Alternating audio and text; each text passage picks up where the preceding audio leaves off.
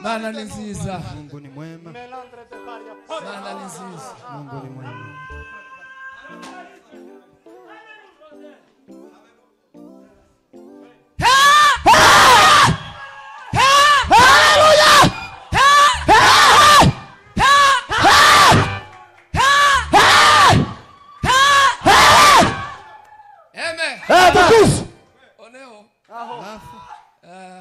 Tugiye kwakira umuvuga butumwa kake ndashimye Jao Pepa turamanuka muramanuka gutya mugere hariya kumwisho muri amugarukana na Frakazi yamaza abwiriza alafu akweli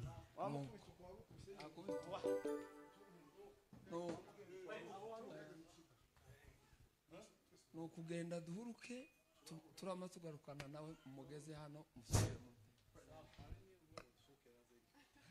ngo nabo habona inzira mu kwizera mugarukire hariya ibyo zoba ndimugire haleluya ngo biragoye ku Mana twizera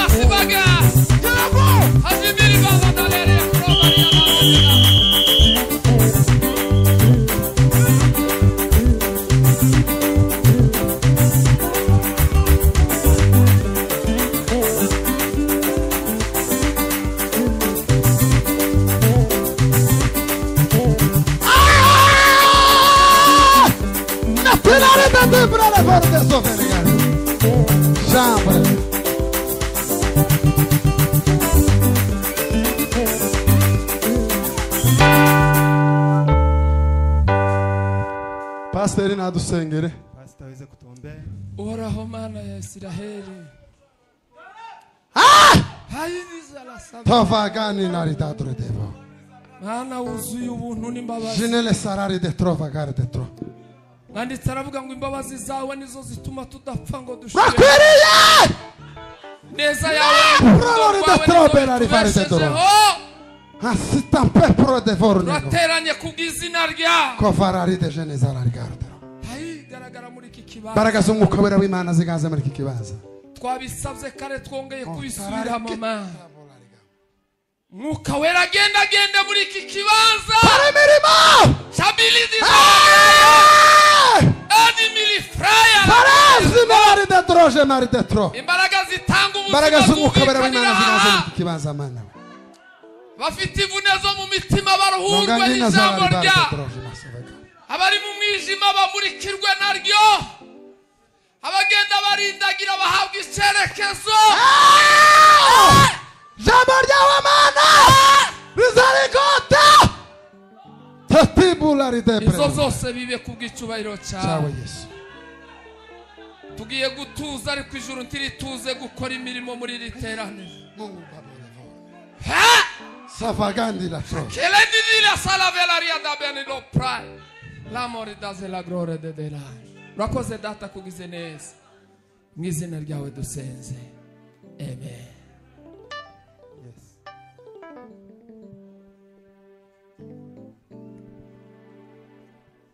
Hallelujah. Cyane hallelujah. Tena haleluya. Turambure Zaburi dusoma ijambo. Tuweze kufungua Bible tusome neno. Rwandiko rwa kabiri Paulo yandikiye Abakorinto. Waraka wa pili wa Paulo kwa Korinto. Gice ca 10 umurongo waho wa 4. 10 kuanzia kwa 4. Rwandiko rwa kabiri Paulo yandikiye Abikorinto. Waraka wa pili wa Paulo kwa Korinto. Gice ca 10 umurongo waho wa 4. 10 mstari wa 4.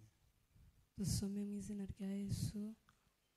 Bibiliya iravuze ngo kuko intwaro z'intambara yacu atari iz'abantu, ahubwo imbere y'Imana zigira imbaraga zo gusenya ibihome no gukubita hasi.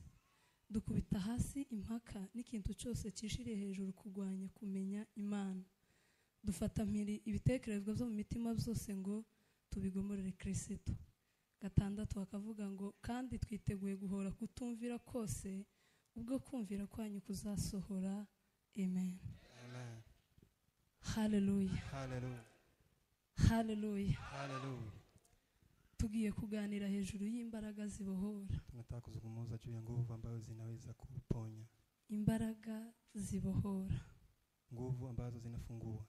Ndashima Imana yo mu ijuru kubwo kuba ahantu. Nashukuru Mungu kwa kuwa hapa. Imana yo mu ijuru ihimbazwe cyane. Asifiwe sana. Nezewe kuba hano muri aka kane. Nimefurahi kuwa hapa kwa hii siku ya. Ndabishimira Imana. Nashukuru Mungu. Kiri ndashima Imana ko iduhaye kunezerwa. Tena nashukuru Mungu ambaye ametupa kufurahi. Uyu munsi nabyukanye umunezero w'agakiza. Nimeamuka na furaha ya wokovu. Tekereje ico Yesu yakoze ku buzima bwacu. Nilipofikiri kile Yesu alifanya kwa maisha yetu. Bituma numva mfite umunezero w'agakiza. Kasikia ninayo furaha ya wokovu. Hariho igihe umuntu azanezerwa.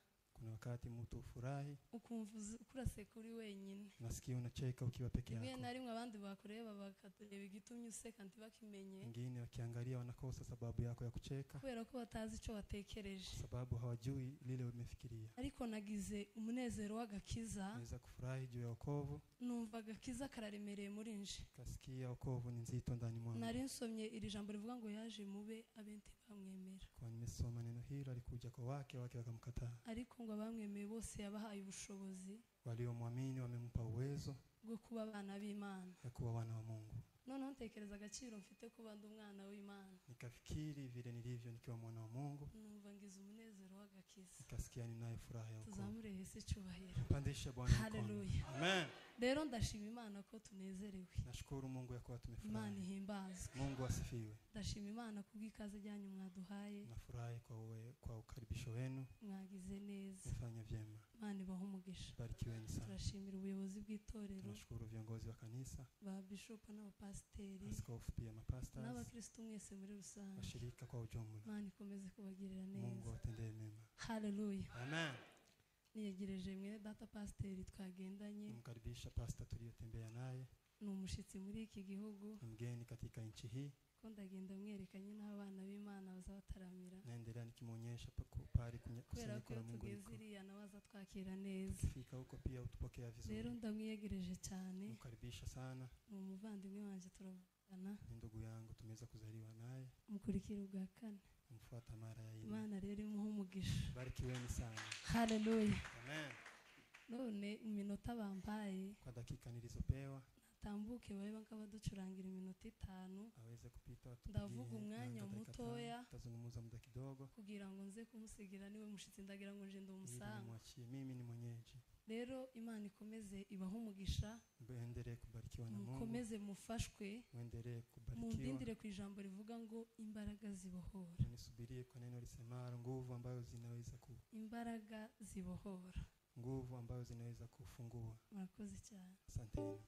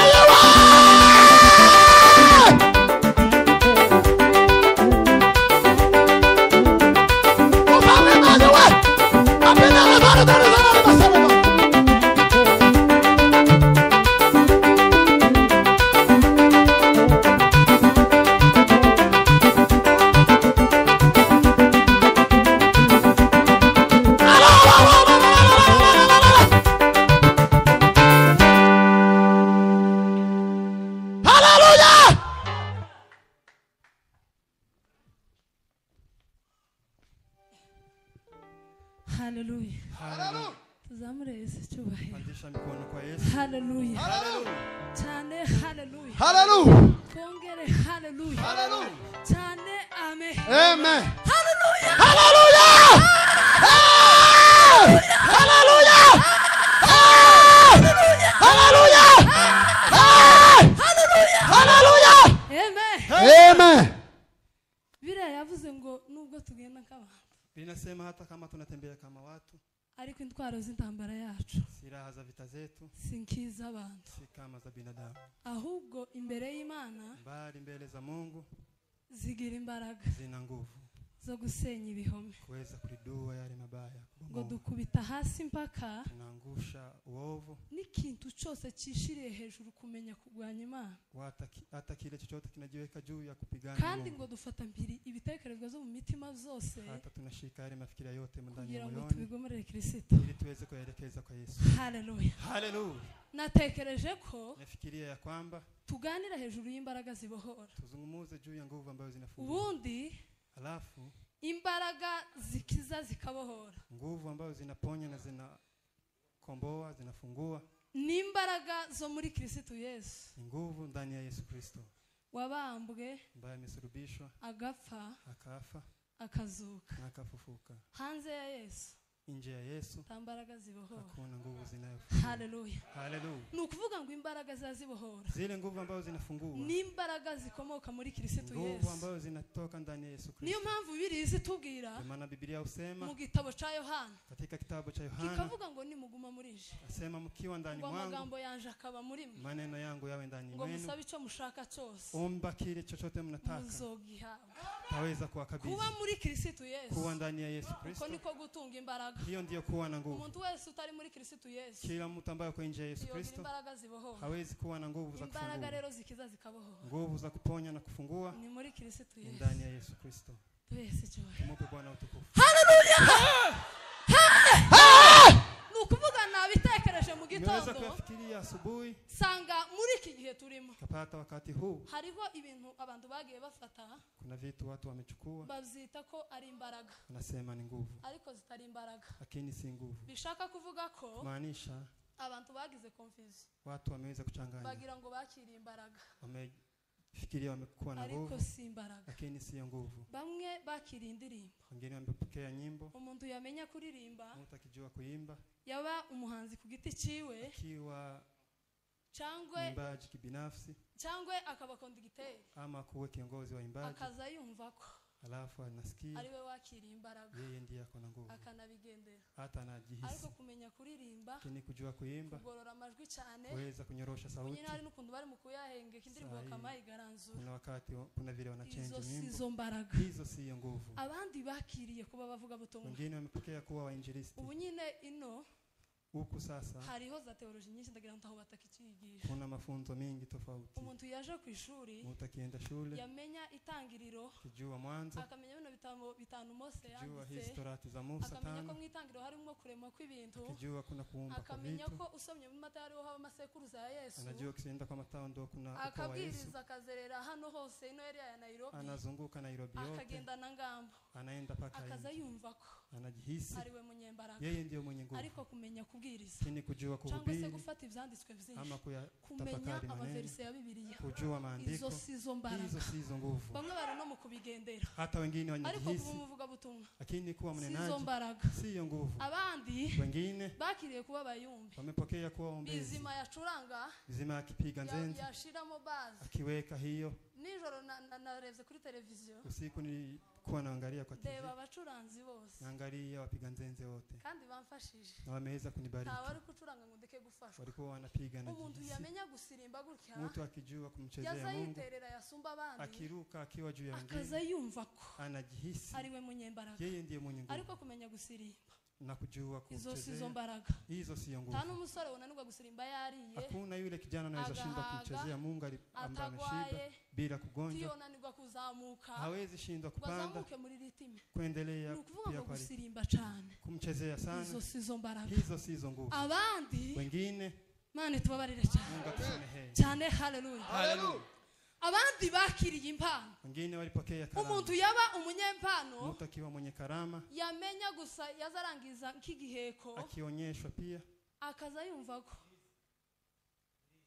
akionyeshwa irizi akaza yumva ko anajisikia ari we munyembaraga. yeye ndio mwenye nguvu. Yagera mu rugo rw'umuntu Akifika kwa nyumba ya mtu akamubwira ngo ndakwitegereje turasenze gutyo nimeomba kandi muzovyitegereze na muweze ibaza kutafakari. basenga n'umwanya munini Hawaombi hata muda singiye mfupi. kubapinga yego baba bariko babona Siku ariko wakata amakubwira ngo mbonye lakini anasema ikintu nimeona kiri muri iyi ntebe kitu kiko ndani ya cyangwa kiti se hii mu matera ama kwa cyangwa mattress se mu musego ama kwa kiraremereye hiyo ni ugenda nzito. uzoshake abayumbe Utafute kandi waombezi bene abayumbe bakomeye wale wa moto. abo bandi bakomeye Hawa wa nguvu ni barya bagenzi be ni wale ni wenzake. ukuvuga ngo Kusema ukabagendaho unaenda kwao, ukwezi kugashira mwezi inaisha, ukundi kwezi kugashira mwezi ingine inaisha, umwaka ukaza ugashira mwaka inaisha, bagiye babika walimenda ubwoba mu wakiweka bakirisitu ukiweka uoga ndani ya ukazusanga umuntu Kristo. atuye mu wiwe Naona mtu anaishi ariko mwake ntaza yicara mu ntebe lakini haketi kwa kiti. akamenya ko bamubwiye ko Anajua hariho aliambiwa ikintu kuna jambo kandi ico kintu na hiyo kitu kigomba gukugwaho lazima na bene kitolewe bajya na abanyamasengesho wale waombezi bajya bakomeye ambao cyane ni wazito. waza umubwira ngo ngwino Ukimwambia kuja akakubwira ko afite za appointment nakwambia 50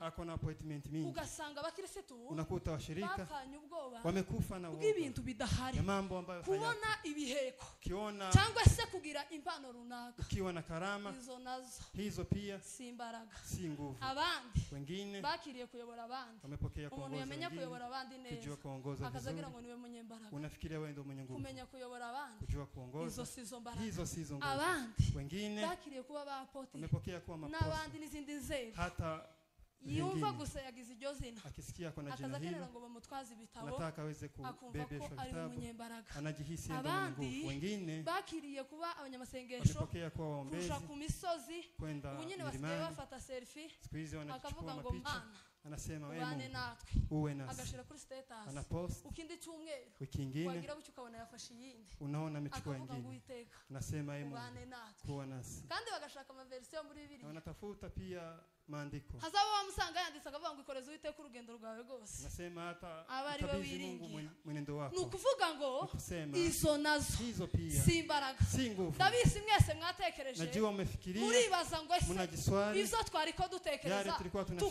tukibwira ko ari imbaraga tunajiswali, ko zose tunajiambia ni nguvu. birambitse hasi. Mbona yote ameweza ese imbaraga kuweka chini? zibaye iki? Nguvu ni nini? Si uko mwibajije? Si ni hivyo Ese imbaraga umejiswali? zibaye iki? Nguvu ni nini? Imbaraga ni izihe? Nguvu ni gani? Tuzamure Yesu cyubahiro. Tumupe Bwana utukufu. Haleluya! Kwakira imbaraga Pokea nguvu, ni ukwakira Imana muri wewe. mpokea Mungu Ni ndani ukuvuga mwako. ngo iyo wakiriye Imana muri Kusema wewe ukimpokea Mungu ndani nico mwako, gihe uzuririmba ndio wakati unaimba ukavuga ngo ni ukuri yatugezemo nasema ni kweli amefika asigaye ndani abana mwetu, natwe, anakaa nasi. ukavuga ngo ngwino wihe Imana ye Nasema njoo Yezu umutima ujikabidhi wawe. Mungu aweze Umuntu kuosha. yategera indirimbo waririmbye Fikiria kubera nyimbo ko uimba, wakiriye kwa imbaraga sababu umepokea ziri nguvu hejuru y'izindi ambazo mbaraga. ziko juu ya nguvu Umuntu zingine. akamakira Mtu iyo anapona, wakiriye imbaraga ukipokea nguvu nico gihe ndio wakati uza usirimba unamchezea Mungu, ukazamuka mu gisirimba unapanda kwa wazamura zenze, ukuboko. kibandisha mkono. Umuntu uri muri Kongo Mtu ambaye uko Kongo akamavuga ngo runaka yazamuye ukuboko, anasema fulani amepandisha mkono, nari ngwaye umutwe nilikuwa ndenze nimegonjeka namakira nikiwa nikapona, kubera kuko kwa sababu hari imbaraga wakiriye. kunazo nguvu ulipokea. Iyo wakiriye Imana muri wewe Ukipokea Mungu ndani nico mwako, gihe uza usoma ijambo ndio ry'Imana, wakati unasoma neno la ugasoma Mungu, ijambo risa nkaho rimenyerewe, unasoma neno la ugasoma kawaida, Bibiliya ivuga ngo kuko Imana yakunze abari mu isi unasoma cyane vile Mungu alipenda zatumye ulimwengu, itanga umwana wayo w'ikinege aliweza kumtoa kugira mwanawake ngo wa umwizera kipekee wese atarimbuka ili ambaye atamwamini ahubwo ahabwe asipotee, ubugingo buhoraho. bali apewe uzima wa Abantu milele. bagakira Watu bagakira wanapona, imvune zo mu watu mitima, wanapona abantu chovu, bakabasha kwezwa, watu abantu wanatakaswa, bakegera Imana watu wanamkaribia kubera Mungu kwa kuko sababu wabwirije umehubiri, warakiriye Imana muri ukiwa wewe. umepokea Mungu Impamvu ndani muri mwako. mukubona ibintu bidahinduka. Sababu mambo hayabadiliki. Tuzamure Yesu cyubahiro. Pandisha mikono kwa Yesu. Haleluya. Haleluya. Cyane haleluya. Haleluya. Impamvu muri mukureba Kwa sababu mukabona mnaona ibitaramo zabaye byinshi ibada ni mingi, ariko ibintu ntibiri mu guhinduka. lakini mambo Ni hayabadiliki. ukubera kuko Ni kwa abantu sababu bari mu gukora ibintu watu wanafanya mambo batarakira Imana muri wewe. hawajampokea Ni Mungu. ukuvuga ngo ndani iyo mwako. wakiriye Imana muri wewe Pokea Mungu ndani umurimo mwako, wose ukoze kila kazi unafanya. wanasifiwe sana Haleluya. cyane haleluya. Tena haleluya. Ibintu biza bihinduka Mambo yanabadilika kubera ko umuntu ufite kwa sababu Yesu Kristo yule muri we ambaye ana Yesu ntiyogera mu ndani rugo mwako. bafite ibibazo hawezi ngo fika ibintu pale bireke kuna shida. guhinduka Shida kandi uri mu itatokea. kugera ahantu ibintu ntibihinduke Unafika mahali kandi witwa mambo ko uri umuyumbi hayabadiliki na wewe cyangwa ni se mwombezi, umuyobozi ama wewe ni cyangwa se kiongozi, umunyamasengesho ama wewe ni ni mwombezi. ukubera ko muri wewe Kwa sababu nta ndani soko mwako yazo hauna ni chemchemi ukuvuga ya ngo hayo. Ni ureke uyu mugoroba mwache jioni ya kwakira leo imbaraga zibohora pokea nguvu izo mbaraga zikiza zikabohora nguvu zinaponya na kufungua n'imbaraga ni nguvu zo muri Kristo ndani Yesu mwa Yesu Kristo wabambwe ambaye ameweza kusulubishwa akafa akazuka akafufuka. izo mbaraga nizo mbaraga zonyine ndizo nguvu zazihindura ibintu zinabadilisha izo mbaraga nguvu nizo mbaraga zonyine ndizo nguvu zazigera mu rugo rufite ibibazo zinafika kwa bomba na tatizo ugasiga bariko barambura amaboko wanaanza bariko bashima kunyorosha mikono izo mbaraga nizo mbaraga zazigera gutya ku bagwayi zinafika kwa wagonjwa abagwayi bakaguherekeza wagonjwa kandi bari kugisasira na walikuwa pia Bwana sifiwe sana amen cyane haleluya twongere haleluya ukuvuga ngo imbaraga kusema nguvu zikiza zikaboho zinazoponya na imbaraga zo muri Kristo Yesu nguvu za ndani mwa Yesu bakristo bene data bakristo wenzangu mureke twakira Imana muri twe tuweze kupokea Mungu ndani mwetu alafu umuntu wakiriye yule ambaye mpokea Imana muri we yes Mungu ndani mwake kugira ngo hariho igihe kwa hangaha hawezi kuambia kuna guzogenda ushaka abanyamasengesho bazaza kugikuraho alafu ende utafute waombezi ngo iyo yakira Imana muri we akipokea Mungu ngo hano hari ikintu anasema hapa kuna kitu ikamwereka n'umuti wacu na unaonyesha ngo hano pia hariho ikintu ariko umuti wo kugira ngo birangire dawa ya kumaliza ni hii ariko kubera ukuntu abantu lakini kwa sababu ya watu hawajampokea Mungu ndani mwao zikiza zikabohora hawajapokea nguvu zinaponya kubika ubwoba mu bantu ndio maana wanaweka ubwoba nibwo bumaze abakristo kandi ubwo bwoba babubitswemo n'abandi ariko Imana yo mwijuru itubabarire Mungu atusamehe kugira ngo uyu mugoroba jioni ya leo twakira imbaraga tuweze kupokea zikiza zikabohora zinaponya na kufungua haleluya izo mbaraga hizo nguvu ni imbaraga ni nguvu zo muri Kristo Yesu ndani mwa Yesu Kristo natekereje izi mbaraga nafikiria nguvu sanga izi mbaraga nizo Mose yari yarakiriye ndizo Mose alikuwa kugira ngo aje gukura ubwoko bw'Imana ili aweze kuondoa kwa Mungu mu buretwa kwa Farao ndani mwa Misri ubundi Egiputa uko Misri igereranywa n'isi inafananishwa na Farao akagereranywa na Satani anafananishwa na Ibilisi Bwana sifiwe sana haleluya abanyesiraheli wana wa Israeli bakagereranywa n'ubwoko bw'Imana wanafananishwa na ngo muri iki gihe turimo hariho abantu benshi kuna watu wengi bakiri muri Egiputa wako bado bakiri mu buretwa kwa Farao wako kwa Misri Satani agitwaje igitugu bado Ibilisi abo baracaboshwe abo ntibaraboho ariko mureke uyu munsi twakira imbaraga ziboho ni ukuvuga ngo benshi baboshwe n'ubusambanyi abandi baboshwe n'urugamba wamefungwa kwa masengenyo wengine baboshwe no gutukana wamefungwa kwa masengenyo no kwibona wengine wanajiona isaha abantu bagiye bafata kuna dhambi watu wanachukulia wanafanya ni madogo ni ya chini hizo nitwe tubasha abantu ndizo zimefunga watu napata washirika Ibilisi ameweza kuwashika bado ni wafungwa bado wako kwa Misri ndani kwa Misri lakini wacha leo tuweze kupokea nguvu zinaponya na kufungua hizo nguvu nguvu ndani mwa Yesu Kristo haleluya Imana yo mwijuru ishimwe Mungu wa mbingu asifiwe kubera ko yemeye gutanga Yesu kwa sababu amtoa Yesu ikamutanga ku bwacu akamtoa kwa ajili kugira ngo adukure mu rupfu ili atutoe kwa atwinjize mu bugingo atuingize ndani ya uzima twarabohowe kusema kubera Yesu kwa Kristo sababu ya Yesu hariho umuririmbyi waririmbye aravuga ngo yemeye gusiga byose nasema aliacha yote abashe kutubohora ili atukomboe yemeye gusiga byose alikubali kuacha yote ili aweze yemeye gusiga byose aliacha yote ngo tubashe kubabarirwa ili tuweze ariko abantu kusamehewa ndibavyitayeho lakini watu abantu ndibitaye kumba bazitwagiye watu hawangali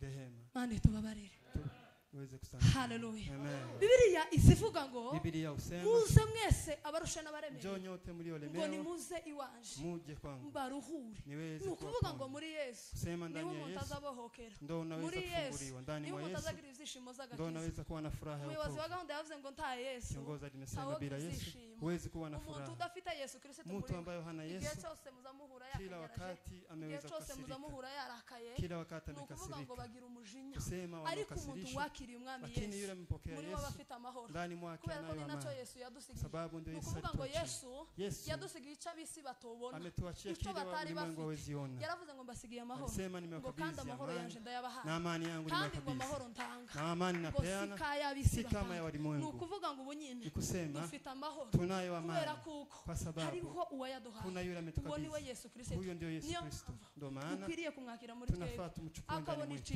aweze kupata makao anasifiwe haleluya haleluya amen iri haruguru bagaza baririmba indirimbo uko walikuwa wanaimba nyimbo bakavuga ngo inguzu zifite inyobo mu mashamba ngo inyoni nazo zifite ivyare mu misozi ariko umwana w'umuntu ngo yabuze arambi ku musaya mwanadamu amekosa nafasi mu mutima wawe mwana w'umuntu noneho nkabitekereza naweza kare kuyafikiria ukuntu yavuze arambika umusaya angalia alikosa pale pa kuweka kichwa ariko ubu nyine naje kubyumva neza ndabisobanukirwa abantu bari mu kuza mu itorero ukabona muri mu murongo umwe twese turashoreranye nibashiramo igisirimba twese tugahaguruka tugasirimba niba fungura igiseke twese turatanga amaturo nibavuga ngo dupfukame twese turapfukama ariko siko twese twizeye umwana w'intama siko twese twakiriye Yesu Kristo mureke twakiriye Yesu Kristo kugira ngo twakire imbaraga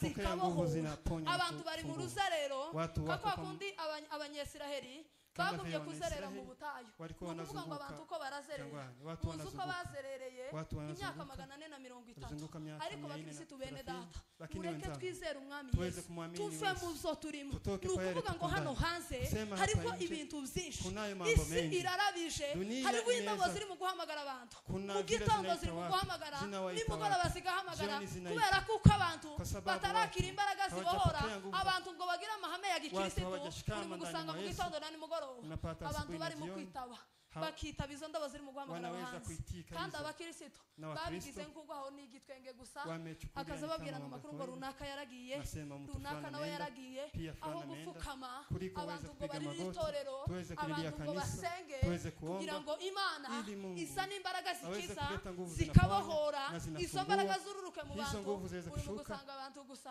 umuntu akakubwira ngo aya makuru nkubwiye uyahambe nakubwira ngo aya makuru namenye umuhoshi tugenda tuje ku musozi tuje kuririra Imana dusenge cyane tubwire Imana ngo w'Imana we utabare itorero bakirisitu bene data mureke twakira imbaraga zikiza zikabohora kubera ukuntu abantu batakira izo mbaraga niyo mpamvu abantu batakigira inyota mu mutima wo gusengera abandi dusabira bariko barimbuka nukuvuga ngo abantu bari mu kubireba bakabona gusa nkaho bitabareba wanaona tu ni hawayaangalii abantu batarakira imbaraga sababu watu zikiza zikabohora zinaponya na imbaraga zikiza zikabohora hizi nguvu za kuponya na imbaraga zo muri Kristo ni nguvu zilizo ndani mwa Yesu Kristo. Hallelujah, hallelujah, hallelujah, hallelujah. Paulo yari yarakiriye imbaraga alikuwa amepokea nguvu zikiza zikabohora zinaponya na izo mbaraga ni imbaraga zo muri Kristo Yesu nguvu zilizo ndani mwa Yesu bagaza bamureba walikuwa wanamtazama ijisho ry'umubiri wanaweza kumkazisha kwa kinywa chake arababwira ngo